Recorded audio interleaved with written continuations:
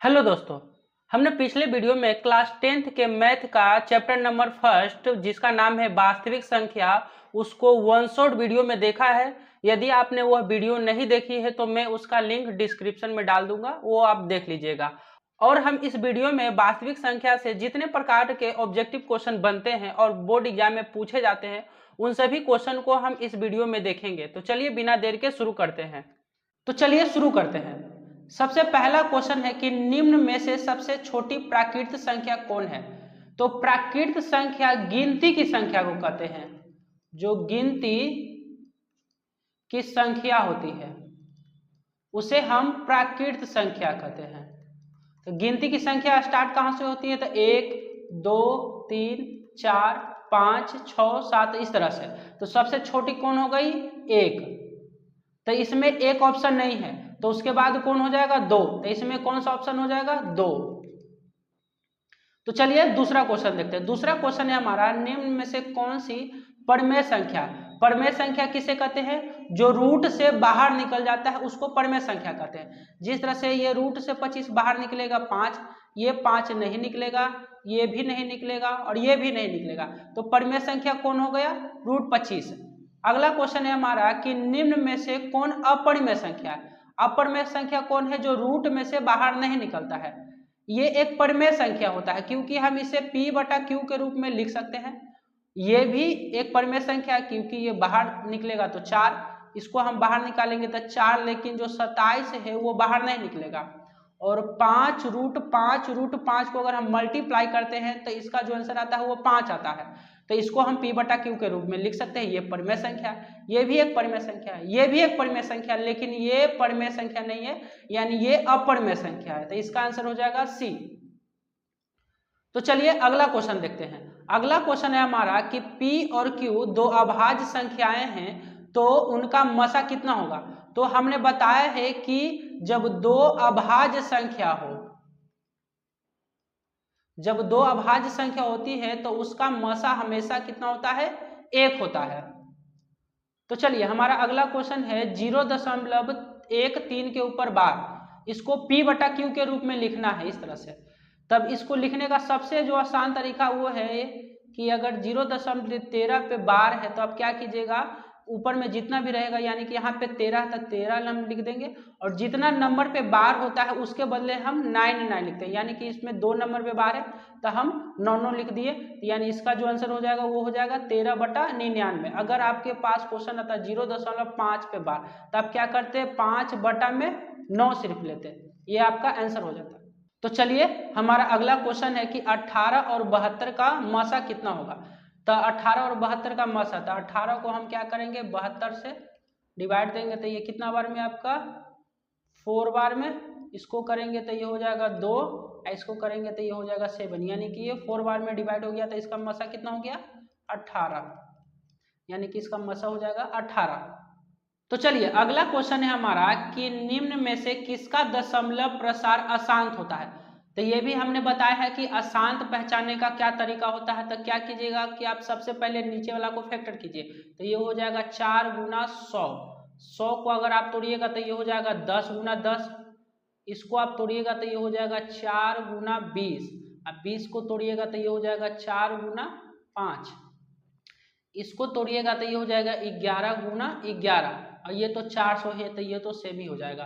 तो अशांत पहचानने का जो तरीका था कि अगर कभी भी बटा में 2 के पावर n और 5 के पावर n, यानी नीचे में कभी भी 2 और 5 के अलावा और कोई भी नंबर आ जाए, यानी कि 3 7 9 11, अगर 2 और 5 के अलावा और कोई भी नंबर आ जाए तो उस संख्या को हम बोलते हैं अशांत संख्या। जैसे कि इसके नीचे 11 11 है, यानी कि ये नंबर जो होगा वो होगा आपका अशांत नंबर। तो चलिए हमारा अगला क्वेश्चन है, दो संख्याओं का मसा 27 और लसा 162 है, यदि उनमें एक संख्या 54 है तो दूसरी संख्या क्या होगी। तो चलिए सबसे पहले जो दिया है उसको लिख लेते हैं। इसमें दिया हुआ है मसा, मसा कितना दिया हुआ है? 27, और दिया हुआ है लसा, लसा कितना दिया हुआ है? 162, और दिया हुआ है पहली संख्या, पहली संख्या दिया हुआ है 54। तो इसका एक फॉर्मूला होता है कि लसा गुना मसा बराबर पहली संख्या गुना दूसरी संख्या। तो इसमें लसा कितना दिया हुआ है 162 गुना मसा कितना दिया हुआ है 27 बराबर पहली संख्या कितना है 54 और हमको निकालना है दूसरी संख्या। तो क्या होगा, ये दूसरी संख्या निकालने के लिए ये 54 जो है ये बटा में आ जाएगा, यानी ये हो जाएगा आपका 162 गुना 27 बटा का ये गुना में है तो ये आपका बटा में आ जाएगा 54 बराबर हो जाएगा दूसरी संख्या। अब हम क्या करेंगे, इसको हम काटेंगे तो ये आपका 27 से 54 कटेगा 2 बार में और 2 से कटेगा 162 कितना बार में 81 बार में। तो दूसरी संख्या का वैल्यू कितना आ गया 81 आ गया, यानी कि इसका ऑप्शन नंबर डी सही होगा। तो चलिए अगला क्वेश्चन देखते हैं। अगला क्वेश्चन है हमारा कि 12, 15 और 21 का मसा कितना होता है। तो अगर आपको 3 नंबर दिया हुआ है और उसका मसा पूछा तो क्या कीजिएगा, सबसे पहले आप 2 नंबर का मसा निकालिएगा, यानी कि 12 को आप 15 से डिवाइड दीजिएगा तो एक बार में 12, उसके बाद 3, उसके बाद यहाँ पे आपका 15 आया, नहीं 12 आया, उसके बाद 4 बार में ये 12 आपका कट गया, यानी कि इन दोनों का मसा कितना निकला 3। और जो इसका आंसर आएगा वो आप तीसरा के साथ कीजिएगा, यानी 3 को आप 21 से भाग दीजिएगा तो ये कितना बार में 7 बार में, तो ये कट गया, यानी कि इन तीनों का मसा कितना हो जाएगा 3, तो यानी कि ऑप्शन नंबर 1। तो चलिए अगला क्वेश्चन देखते हैं। अगला क्वेश्चन है हमारा कि किसी धनात्मक पूर्णांक q के लिए प्रत्येक धनात्मक विषम पूर्णांक का रूप होगा। तो देखिए इसमें पूछा है q के लिए धनात्मक विषम संख्या, तो विषम संख्या किसे बोलते हैं, तो विषम संख्या बोलते हैं 1, 3, 5, 7 इस तरह के, यानी कि इसमें आप ऑप्शन देखिएगा कि 6q लिखा हुआ, यानी कि कुछ नहीं है तो हम 0 मान सकते हैं। इसमें 2 लिखा हुआ, इसमें 1 है, इसमें 4 है, तो ये 0 होता है आपका सम संख्या, ये भी सम संख्या, ये भी सम संख्या, यानी विषम संख्या कौन होगा, तो आपका 1 हो गया, यानी कि 0 यानी कि q 6q + 1 ये आपका आंसर हो गया कि q के लिए धनात्मक विषम। तो चलिए हम अगला क्वेश्चन देखते हैं। अगला क्वेश्चन है हमारा कि प्रत्येक परमेय संख्या कौन कौन सी संख्या होती है। पहला ऑप्शन है प्राकृत संख्या, दूसरा है पूर्ण संख्या, तीसरा है पूर्णांक और चौथा है वास्तविक संख्या। तो चलिए एक एक करके समझते हैं। प्राकृत संख्या किसे बोलते हैं, गिनती की संख्या को, यानी कि 1 से शुरू होगा, 1, 2, 3, 4। पूर्ण संख्या किसे कहते हैं, जो 0 से शुरू हो, 0, 1, 2, 3, 4 इस तरह से। पूर्णांक किसे कहते हैं, जिसमें -2, -3 यानी माइनस भी इंक्लूड हो, 0 भी हो और प्लस वाला भी होता। अब वास्तविक संख्या किसे कहते हैं, सभी संख्याओं को, यानी जितने प्रकार की संख्याएं होती है सभी संख्याओं को हम वास्तविक संख्या कहते हैं। तो परमेय संख्या किसे कहते हैं, परमेय संख्या कहते हैं जिसे हम p/q के रूप में लिख सकते हैं। वो माइनस भी हो सकता है, प्लस भी हो सकता है, यानी सबसे पहला जो ऑप्शन है प्राकृत संख्या, इसमें माइनस नहीं होता, यानी ये ऑप्शन गलत हो जाएगा। इसमें भी माइनस नहीं होता, ये भी गलत हो जाएगा। इसमें माइनस होता है लेकिन पूर्णांक कभी बटा में नहीं होता है, यानी ये भी गलत हो जाएगा, यानी कि ऑप्शन नंबर डी वास्तविक संख्या। वास्तविक संख्या में आपका सारा संख्या आ जाता है जिसमें से एक परमेय संख्या भी है। तो चलिए हमारा अगला क्वेश्चन है कि 22/7 कौन सी संख्या है। तो हमने देखा कि जिसे p/q के रूप में लिख सकते हैं वो तो परमेय संख्या कहलाती है, पूर्णांक p/q के रूप में नहीं लिख सकते, अपरमेय संख्या को भी नहीं लिख सकते। तो चलिए अगला क्वेश्चन देखते हैं। अगला क्वेश्चन है हमारा कि 156 के अभाज्य गुणनखंड में 2 घातांक क्या है।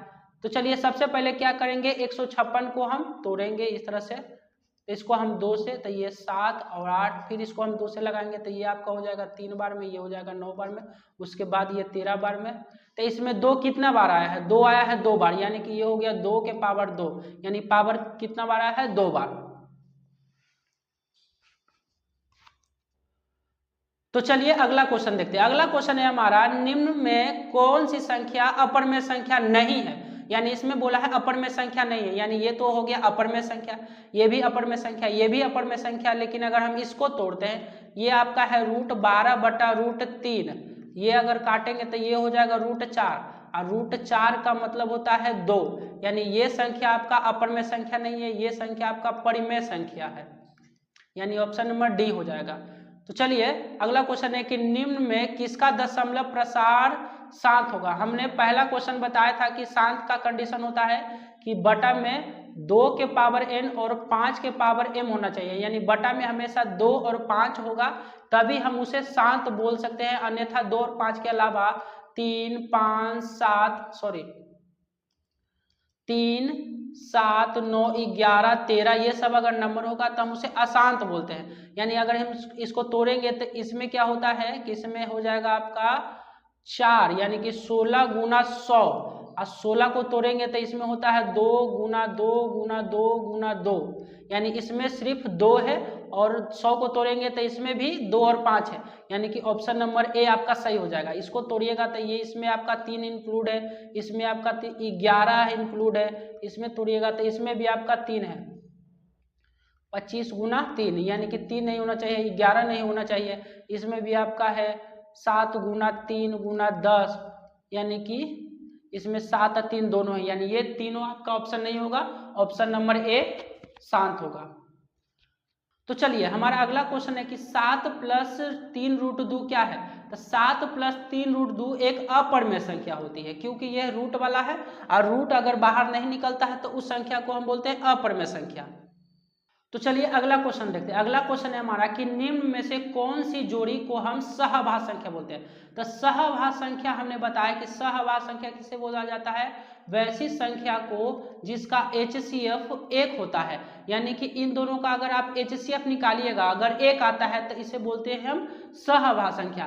तो इन दोनों का HCF कितना होगा, तो इन दोनों का HCF हो जाएगा 7, इन दोनों का कितना हो जाएगा 1, इन दोनों का कितना हो जाएगा 13, इन दोनों का कितना हो जाएगा 21, यानी इन सब का HCF एक 7 है, 1 है, 13 है और 21 है, यानी कि हम बोल सकते हैं इन दोनों का HCF 1 है, यानी कि ये संख्याएं कहलाती है सहभाज्य संख्याएं।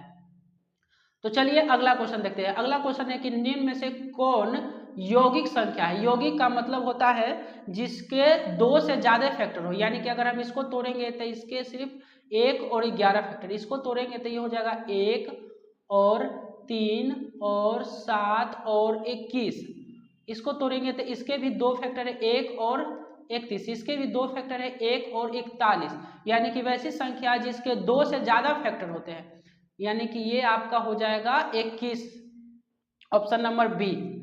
तो चलिए अगला क्वेश्चन देखते हैं। अगला क्वेश्चन है हमारा कि निम्न में से कौन अभाज्य संख्या है। तो हमने अभाज्य संख्या बताया है कि अभाज्य संख्या वैसी संख्या को बोलते हैं जो सिर्फ 1 से करती है, जो सिर्फ 1 से या अपने आप से विभाज्य होती है, यानी कि जो सिर्फ 1 से और अपने आप से विभाज्य होती है उसे हम अभाज्य संख्या बोलते हैं। तो इसको हम देखेंगे तो ये क्या है, ये 3 से भी विभाज्य हो रही है और 11 से भी, तो ये अभाज्य संख्या नहीं है। इसको देखेंगे तो ये भी 3 से हो रही है और 13 से, तो ये भी अभाज्य संख्या नहीं है। इसको देखेंगे तो ये 2 से हो रहा है, तो ये भी अभाज्य संख्या है नहीं है। इसको देखेंगे तो ये किसी से नहीं हो रही है, यानी ये 1 से हो रही है और अपने आप से, यानी कि इसका ऑप्शन हो जाएगा ऑप्शन नंबर डी 31। तो चलिए अगला क्वेश्चन देखते हैं। अगला क्वेश्चन है हमारा कि निम्न में से कौन सी संख्या अभाज्य संख्या। हमने अभी बताया कि जो 1 से और अपने आप से विभाज्य होती है उसे ही हम अभाज्य कहते हैं, तो ये नहीं होगा, ये भी नहीं होगा, 13 होगा, 56 भी नहीं होगा। ठीक, तो चलिए अगला क्वेश्चन देखते हैं। अगला क्वेश्चन है कि a और b अभाज्य संख्या है तो उसका लसा कितना होगा। तो हमने बताया है कि अगर a और b अभाज्य संख्या है, अभाज्य संख्या होती है तो इसका HCF यानी कि मसा हमेशा 1 होता है और लसा क्या होता है, तो इन दोनों का प्रोडक्ट होता है, यानी कि A और B हो जाएगा इसका आंसर। तो चलिए अगला क्वेश्चन देखते हैं। अगला क्वेश्चन है कि संख्या 2.13 113 113 11113 इस तरह से अगर बढ़ती जाती है तो उस संख्या को बोलते हैं अपरिमेय संख्या। यानी कि देखिए ये पहले 1 आया 1 बार, फिर 1 आया 2 बार, फिर 3 बार, ये फिर 4 बार, फिर कितने बार आएगा 5 बार। इस तरह से अगर कोई संख्या बढ़ रही होती है तो उसे हम बोलते हैं अपरिमेय संख्या। तो चलिए अगला क्वेश्चन देखते हैं। अगला क्वेश्चन है हमारा कि सह अभाज्य संख्याओं का मसा कितना होगा। तो हमने बताया है कि सह अभाज्य संख्या का मसा कितना होता है, तो 1 होता है। इसका ऑप्शन नंबर बी हो जाएगा सही। तो चलिए अगला क्वेश्चन देखते हैं कि यदि m धनात्मक पूर्णांक है तो धनात्मक विषम पूर्णांक का रूप क्या होगा। तो देखिए विषम संख्या क्या होती है, 1 होता है, 3 होता है, 5 होता है, 7 होता है, 9 होता है, इस तरह से। तो देखिए लास्ट में हमको देखना होता है ये आपका 2 सम संख्या, ये भी 4 सम संख्या, ये एक क्या है विषम संख्या, तो इसका ऑप्शन नंबर सी हो जाएगा सही। तो चलिए अगला क्वेश्चन देखते हैं। अगला क्वेश्चन है कि कौन अपरिमेय संख्या नहीं है। तो कौन अपरिमेय संख्या नहीं है, तो देखिए पाई जो है वो अपरिमेय संख्या है, ये भी अपरिमेय संख्या, ये भी अपरिमेय संख्या है। तो ये तीनों अगर आपका अपरिमेय संख्या हो गया, ये तीनों अगर आपका अपरिमेय संख्या हो गया, तो ये तो कंफर्म है कि चौथा जो है वो अपरिमेय संख्या नहीं होगा। तो कैसे नहीं होगा, तो चलिए देखते हैं। तो ये हो जाता है 3 गुना इस 75 को हम लिख सकते हैं √3 गुना √25, और नीचे वाला को हम लिख सकते हैं √3 गुना √16। ये √3 से √3 कैंसिल हो गया, तो यहाँ पे हो जाएगा 3 गुना 5/4। तो यानी कि ये हो जाएगा आपका 15/4, जो कि आपका ये परिमेय संख्या है। तो ये ऑप्शन नंबर डी हो जाएगा सही कि ये आपका परिमेय संख्या है। तो चलिए अगला क्वेश्चन देखते हैं। अगला क्वेश्चन है कि यदि दो संख्याओं का गुणनफल 2166 है तो उसका मसा 19 है, तो उसका लसा निकालना है। तो देखिए इसका एक फॉर्मूला होता है कि लसा गुना मसा बराबर होता है संख्याओं का गुणनफल, संख्याओं का गुणनफल। अब देखिए इसका मसा दिया हुआ है 19, तो मसा की जगह 19 लिख देंगे, लसा तो हमको निकालना ही है, तो गुना लसा। संख्याओं का गुणनफल दिया है 2166। अब ये 19 बटा में आ जाएगा, तो हो जाएगा 2166 बटा का 19। अब इसको काटते हैं तो ये करता है आपका 114 बार में, यानी कि ऑप्शन नंबर सी हो जाएगा इसका आंसर। तो चलिए अगला क्वेश्चन देखते हैं कि अगला क्वेश्चन है हमारा a बराबर दिया हुआ है 2 के पावर 3 गुना 3 गुना 5, और b बराबर दिया हुआ है 2 के पावर 4 गुना 5 गुना 7। अब इसका पूछा है लसा। अब देखिए लसा क्या होता है कि 2 इसमें 3 बार है, इसमें 4 बार है, तो हम बताए हैं कि जिसमें ज्यादा बार होता है उसका 2 लेते हैं, तो इसका 2 के पावर 4 हम ले लेंगे। इसमें 3 एक बार में है तो इसका 3 भी ले लेंगे, इसका 5 भी ले लेंगे और इसका 7 भी ले लेंगे। और जब हम सभी को मल्टीप्लाई करते हैं तो आपका आता है 1680, यानी कि ऑप्शन नंबर डी। तो चलिए अगला क्वेश्चन देखते हैं। अगला क्वेश्चन है कि 144 के अभाज्य गुणनखंड में 2 का घातांक कितना होता है। तो देखिए 144 को आप तोड़िए, तो इसको तोड़िएगा तो 2 से लगेगा ये 72, फिर 2 से लगेगा 36, फिर 2 से लगेगा 18, फिर 2 से लगेगा 9, और उसके बाद 3 से लगेगा 3। अब देखिए इसमें पूछा है 2 का, तो 2 कितने बार आया है 1 2 3 और 4, तो इसमें कितना हो जाएगा आंसर 4। तो चलिए अगला क्वेश्चन है कि कौन अपरिमेय संख्या है। तो अपरिमेय संख्या क्या होता है, जो रूट से बाहर नहीं निकलता है, यानी कि देखिए √17 जो है आपका अपरिमेय संख्या है। 100 भी बाहर निकल जाएगा, 4 भी बाहर, ये भी आपका बाहर निकल जाएगा, 4 प्लस का 5 यानी कि ये 9 हो जाएगा, तो ये आपका हो जाएगा आंसर। चलिए अगला क्वेश्चन देखते हैं। अगला क्वेश्चन है कि कौन अभाज्य संख्या है। तो अभाज्य संख्या क्या होता है, जो 1 से कटे और अपने आप से कटे, ये हमने बताया है। तो इसमें ये आपका 41 जो है वो अभाज्य संख्या हो जाएगा। उसके अलावा ये सभी नंबर जो है वो 1 और अपने आप के अलावा भी और किसी नंबर से कटते हैं। तो चलिए अगला क्वेश्चन देखते हैं। अगला क्वेश्चन है कि 2 लगातार संख्याओं का मसा कितना होता है। तो देखिए 2 लगातार संख्याओं का मसा हमेशा 1 होता है। आप कोई भी नंबर ले लीजिए, 17 18 का मसा निकाल लीजिए, या 95 96 का निकाल लीजिए, या 80 81 का निकाल लीजिए, किसी का भी अगर 2 लगातार संख्याओं को निकालिएगा तो मसा हमेशा 1 आता है। फिर अगला क्वेश्चन है कि कौन परिमेय संख्या है। तो परिमेय संख्या कौन होता है, जो बाहर निकल जाता है। 1 का √1 होता है 144 का बाहर, तो ये जो हो जाएगा आपका परिमेय संख्या हो जाएगा। इसको तो बाहर निकाल नहीं सकते हैं, ये भी एक अपरिमेय संख्या है, ये भी एक अपरिमेय संख्या है, तो ये हो जाएगा आपका ऑप्शन नंबर ए सही। तो चलिए अगला क्वेश्चन है कि निम्न में से किसका दशमलव प्रसार अशांत होता है। तो अशांत का कंडीशन हमने बताया था कि नीचे वाला को हम तोड़ते हैं, जैसे इस 50 को हम तोड़े तो ये हो जाएगा 2 गुना 25, अब फिर 5 से लगाएंगे तो 5। तो नीचे वाला को तोड़ने पे अगर 2 और 5 आए तो वो संख्या कहलाती है शांत, और इसके अलावा और भी कोई संख्या आ जाए तो उसको हम बोलते हैं अशांत। जैसे कि आपको अगर इसको तोड़िए 2 4 3 को तोड़िए, तो इसको तोड़िएगा तो ये शुरुआत में ही लगेगा 3 से, यानी ये शुरुआत में ही 3 से आ गया, यानी ये संख्या हो जाएगा अशांत। तो चलिए अगला क्वेश्चन देखते हैं। अगला क्वेश्चन है कि 45 और 60 का मसा कितना होगा। तो इसका मसा निकाल सकते हैं कि 45 को हम 60 से डिवाइड देंगे तो एक बार में हो जाएगा ये 45, फिर 15 बचेगा, यहाँ पे 45 हो जाएगा, तो 3 बार में आपका 45 कट गया, यानी कि ये आपका 15 हो जाएगा आंसर मसा। तो अगला क्वेश्चन है कि पाई बटा 3 कौन सी संख्या है? तो देखिए पाई एक अपरिमेय संख्या होती है और 3 एक क्या होता है? परिमेय संख्या होता है। और आपको पता होगा कि अपरिमेय संख्या, अगर ऊपर में अपरिमेय संख्या और नीचे में अगर परिमेय संख्या है तो इसका जो टोटल संख्या कहलाता है वो कहलाता है अपरिमेय संख्या, यानी ये संख्या कौन सी संख्या कहलाएगी? अपरिमेय संख्या। तो चलिए अगला क्वेश्चन देखते हैं। अगला क्वेश्चन है हमारा कि 8 के पावर 0 गुना, ये गुना है आपका 2 के पावर 0 का मान कितना होगा? तो देखिए आपको पता होना चाहिए कि 8 के पावर 0 यानी किसी के भी पावर अगर 0 रहे तो उसका वैल्यू होता है 1, और ये गुना है, और 2 के पावर 0 तो इसका भी वैल्यू हो जाएगा 1, और 1 को 1 से गुना करेंगे तो आंसर कितना आएगा? 1 आएगा। तो इसका ऑप्शन नंबर बी सही हो जाएगा।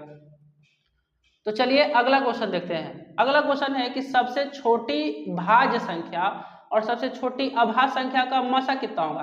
तो देखिए भाज्य संख्या, सबसे छोटी भाज्य संख्या कौन होती है? 4, और सबसे छोटी अभाज्य संख्या कौन होती है? तो 2। तो 2 और 4 का मसा कितना होगा? तो कितना होगा? तो 2 होगा। सिंपल सा क्वेश्चन है, तो ये हो जाएगा आपका ऑप्शन नंबर 2 बी। तो अगला क्वेश्चन है कि 2, 10 और 20 का लसा और मसा का अनुपात कितना होगा? तो देखिए सबसे पहले आप 2, 10 और 20 का आप निकालिए लसा, ठीक, आप निकाल सकते हैं। तो इसका जो लसा आएगा वो आ जाएगा आपका 20। अगर आप इसका निकालिएगा मसा तो इसका मसा आ जाएगा 2, आप निकाल लीजिएगा, ठीक। अब इसका आप पूछा अनुपात, यानी कि लसा को रखिए ऊपर, अनुपात का मतलब होता है बटा, और मसा को रखिए नीचे। अब लसा का वैल्यू कितना है? तो लसा का वैल्यू है आपका 20 बटा मसा का वैल्यू कितना है? 2। इसको काटिएगा तो कितना आएगा? 10 बटा 2, यानी कि 10 बटा 1, यानी कितना हो जाएगा? 10 अनुपात 1। तो इसका ऑप्शन नंबर कौन हो जाएगा? बी सही हो जाएगा, ठीक। जब भी अनुपात पूछे तो जो पहले बोलेगा उसको हम ऊपर रखते हैं, और जो सेकंड में बोलेगा उसको हम नीचे रखते हैं। उसके बाद कटेगा तो काट देंगे, नहीं तो जो आंसर आएगा वही अनुपात में आएगा। तो चलिए अगला क्वेश्चन देखते हैं। अगला क्वेश्चन है कि 96 का अभाज्य गुणनखंड क्या होगा? तो इसको तोड़ देना है सिंपल सा। 96 को अगर हम 2 बार में लगाएंगे तो ये हो जाएगा आपका 4, 8, फिर 2 बार में लगाएंगे तो ये हो जाएगा 24, फिर 2 बार में लगाएंगे तो 12, फिर 2 बार में 6, फिर 2 से 6 लगाएंगे तो कितना बार में हो जाएगा? 3 बार में। तो देखिए 1, 2, 3, 4, 5 गो आया है आपका 2, और 1 आपका आया है 3। तो ये आपका कौन से ऑप्शन में है? तो ये वाला में हो गया। तो ये आपका ऑप्शन नंबर सी सही हो गया। तो चलिए अगला क्वेश्चन देखते हैं। 2 अभाज्य गुणनखंड, 2 अभाज्य संख्याओं का गुणनफल दिया हुआ है इतना और उसका मसा दिया हुआ है इतना, तो लसा निकालना। तो देखिए लसा अभी सेम इसी तरह का क्वेश्चन हमने बताया है। तो लसा बराबर क्या हो जाएगा? जो आपका संख्याओं का गुणनफल दिया हुआ है तो वो हो जाएगा आपका 8670 ऊपर रखेंगे, अब मसा कितना हो जाएगा? 17 नीचे। तो इसको अगर हम भागा देंगे तो ये आपका कटेगा 510 बार में, यानी ऑप्शन नंबर ए डी इसका सही हो जाएगा। तो चलिए अगला क्वेश्चन देखते हैं। अगला क्वेश्चन है हमारा कि 6, 8 और 22 का लसा और मसा का अनुपात क्या होगा? तो सेम इस तरह का क्वेश्चन हमने अभी देखा है। तो देखिए 6, 8 और 22, अगर आप इसका लसा निकालिएगा तो देखिए आप इसका लसा निकाल के देख सकते हैं। इसका लसा का जो आंसर आएगा वो आ जाएगा 264, और अगर आप इसका मसा निकालिएगा तो इसका मसा आ जाएगा 2। तो अनुपात बोला है, तो अनुपात के लिए हमने अभी क्या बताया कि जो आगे लिखा रहता है उसको हम ऊपर लिखते हैं, यानी कि ऊपर हो जाएगा आपका लसा, बटा में नीचे हो जाएगा आपका मसा। तो लसा का वैल्यू कितना है? 2, 6, 4 और बटा 2। इसको काटिएगा तो आपका हो जाएगा 1, 3, 2 डिवाइडेड बाई 1, यानी कि इसको हम लिख सकते हैं 132 अनुपात 1, यानी कि option number A option number सही हो जाएगा। तो चलिए अगला क्वेश्चन देखते हैं। अगला क्वेश्चन है हमारा कि 5005 के कितने अभाज्य गुणनखंड होते हैं? तो देखिए इसको तोड़िए। 5005 को आप सबसे पहले लगाइएगा कितने से? तो ये आपका 5 बार में लगेगा, 1001। उसके बाद ये डिवाइड होता है आपका 7 से, 7 से इसको डिवाइड कीजिएगा तो ये कटेगा 143 बार में। उसके बाद इसको डिवाइड दीजिएगा आप 11 से, तो ये कटेगा आपका 13 बार में, ठीक। तो इसके कितने अभाज्य गुणनखंड हो गए? एक हो गया 5, एक हो गया 7, एक हो गया 1 और 13, 11, 13, कितने हो गया? 4। तो इसका ऑप्शन नंबर बी हो गया सही। तो अगला क्वेश्चन है कि दो संख्याएं a और 18 का लसा 36 है और मसा 2 है, तो a का मान निकालिए। तो देखिए ये आपका उस टाइप का क्वेश्चन है कि जो फॉर्मूला होता है आपका लसा गुना मसा बराबर दो संख्याओं का गुणनफल। तो यहाँ पे दो संख्या कौन है, एक है आपका 1 और एक है आपका 18। लसा का वैल्यू है आपका 36 और ये आपका मसा बराबर है 2, तो ये हो जाएगा a गुना 18। तो यानी कि इसको हम लिख सकते हैं कितना हो जाएगा, a बराबर 36 गुना 2 बटा का 18। अगर आप इसको काटिएगा तो ये हो जाएगा 18 दूना 36 और 2 दूना 4। तो इसका जो आंसर हो जाएगा वो हो जाएगा सी नंबर। तो चलिए अगला क्वेश्चन देखते हैं। अगला क्वेश्चन है हमारा कि सबसे छोटी अभाज्य संख्या और सबसे छोटी भाज्य संख्या का गुणनफल। ये तो हमने अभी देखा था ये कि सबसे छोटी अभाज्य संख्या कौन होती है, 2, और सबसे छोटी भाज्य संख्या कौन होती है, तो 4। इन दोनों को अगर हम गुना करेंगे तो कितना हो जाएगा, 8। तो ऑप्शन नंबर सी। तो चलिए आगे देखते हैं। अगला क्वेश्चन है हमारा कि 3.27 के ऊपर बार है, तो ये कौन सी संख्या होती है। तो आपको कभी ना कभी ऐसा क्वेश्चन दिखा होगा, इसको हम P बटा Q के रूप में लिख सकते हैं। और जिसे हम P बटा Q के रूप में लिख सकते हैं उसको कौन सा संख्या बोलते हैं, तो उसको बोलते हैं परिमेय संख्या। तो चलिए अगला क्वेश्चन देखते हैं। सेम इसी तरह का क्वेश्चन है कि संख्या 0.32 के ऊपर बार है तो P बटा Q के रूप में लिखा जाता है, तो इसका कौन सा आंसर होगा। तो ये हमने बताया है कि 3.32 के ऊपर बार है, तो ऊपर में जितना भी रहता है उसको आप लिख लीजिए और जितना पे बार होता है उतना आप 9 दे दीजिए। तो आपका आंसर नंबर हो गया 32/99, ऑप्शन नंबर सी। तो चलिए अगला क्वेश्चन देखते हैं। अगला क्वेश्चन है हमारा कि 2 तथा 2.5 के बीच अपर में संख्या होगी, कौन सी होगी। तो चलिए इसको ऑप्शन से देखते हैं। आपका √11 है। √11 क्या होते हैं, जो होता है 3 और 4 के बीच में। ये आपका जो होता है ये होता है √5। √5 किसी का स्क्वायर नहीं होता है, तो 2 और 3 के बीच में होता है। और ये एक 22 किसके किसके बीच में हो जाएगा, तो ये हो जाएगा आपका 4 और 5 के बीच में। अब 12 किसके बीच में हो जाएगा, 9 और 6 के बीच में। तो आपको देखना है 2 और 2.5 के बीच में कौन हो जाएगा। तो देखिए ये आपका ऑप्शन नंबर बी फिट बैठ रहा है, √5। तो चलिए अगला क्वेश्चन देखते हैं। अगला क्वेश्चन हो जाएगा कि 6 और x के पावर 4 और y दिया हुआ है और 12 और x और y।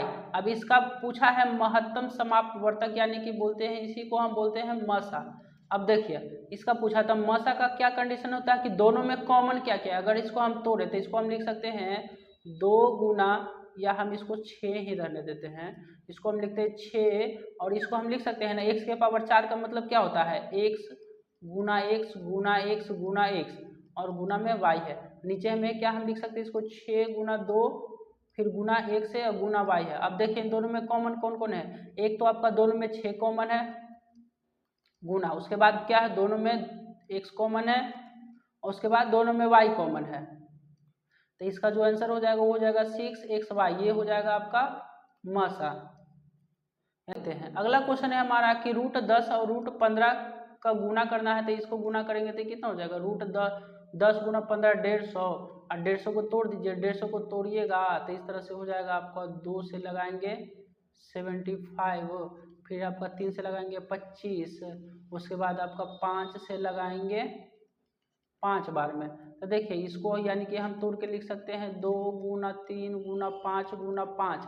अब 2 5 के बदला 1 5 बाहर निकल गया, अंदर में क्या बचेगा 6, यानी कि 5√6, ऑप्शन नंबर ए इसका आंसर हो गया। तो चलिए अब लास्ट क्वेश्चन देखते हैं कि यदि भाग एल्गोरिथम ए बराबर दिया हुआ है BQ प्लस R, जहाँ की A का वैल्यू है 37 और B का वैल्यू है 4 गुना में R का वैल्यू है 1, Q का वैल्यू नहीं मालूम है तो Q की जगह Q, R का वैल्यू 1। इसको आप सॉल्व कीजिए। सॉल्व करने के लिए क्या करेंगे, एक उधर ले जाएंगे तो ये हो जाएगा 37 माइनस 1 4Q, ये इसको माइनस करेंगे तो हो जाएगा 36 बराबर 4Q। तो Q बराबर कितना हो जाएगा 36/4, यानी कि इसको हम काटेंगे तो कितना आएगा 9। इसको ऑप्शन नंबर ए सही हो गया। तो चलिए आज के लिए इतना ही। अगर आपको यह वीडियो अच्छी लगी हो तो प्लीज़ इस वीडियो को एक लाइक कीजिएगा, अपने दोस्तों के साथ शेयर कीजिएगा और अगर हमारे चैनल पे नए हैं तो चैनल को सब्सक्राइब कर लीजिएगा, क्योंकि हम इस तरह की वीडियो इस चैनल पे लाते रहते हैं। तो चलिए धन्यवाद।